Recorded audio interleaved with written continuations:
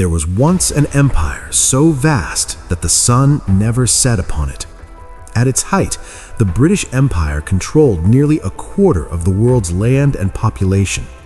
From Canada to India, from Africa to Australia, British power stretched across continents. But how did this empire rise, and why did it fall? The story begins in the 16th century. England was not yet a global superpower. Spain and Portugal dominated overseas exploration. But everything began to change under Elizabeth I. England strengthened its navy and encouraged exploration. In 1588, the defeat of the Spanish Armada marked a turning point. England proved it could challenge Europe's strongest powers at sea. Naval strength opened the door to expansion.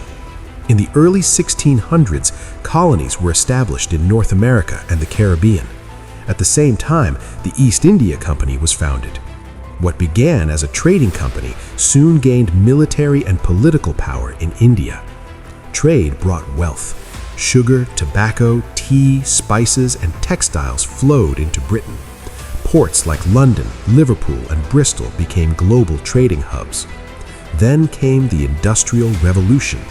Britain became the world's first industrial nation. Factories produced goods faster and cheaper than ever before. Steam engines powered ships and railways. Industrial strength gave Britain economic dominance. The Royal Navy protected trade routes and controlled the seas. By the 19th century, the British Empire had become the largest empire in history. India became known as the jewel in the crown. Large parts of Africa were colonized during the scramble for Africa. Australia and Canada grew as settler colonies. The empire brought railways, legal systems, and infrastructure to many regions, but it also brought exploitation. Local economies were often reshaped to serve British interests. Resources were extracted. Rebellions were suppressed. One major uprising was the Indian Rebellion of 1857. After it was crushed, control of India passed directly to the British Crown. The empire became more centralized and powerful. By the late 1800s, Britain was the world's leading economic and naval power. London became the financial center of the globe.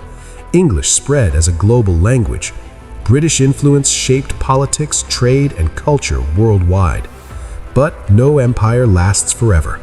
The 20th century brought challenges that Britain could not ignore. In 1914, the empire entered World War I. Colonies provided soldiers and resources. The war was costly and devastating. Although Britain emerged victorious, its economy was weakened. Then came an even greater crisis. In 1939, Britain entered World War II. Once again, the empire mobilized, but the financial and human cost was enormous. After 1945, Britain was no longer the dominant global power it once had been. The United States and the Soviet Union emerged as superpowers.